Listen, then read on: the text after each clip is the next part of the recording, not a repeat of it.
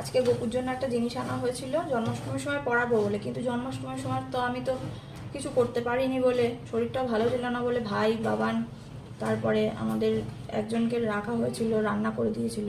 তা আমি আর সে মনেও ছিল না বলে দিতে যে ভাইকে যে হাতের এই জিনিসটা একটা গোপুর জন্য একটা জিনিস আনা হয়েছে, সেটা হচ্ছে এই যে হাতের বালা। এটা জন্মাষ্টমীর সময় পরানোর কথা ছিল কিন্তু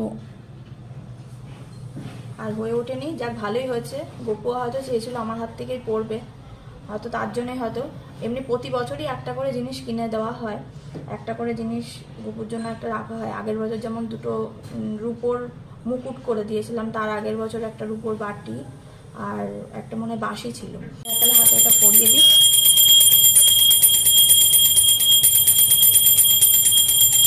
আমার নিম্ন গোপু কিছু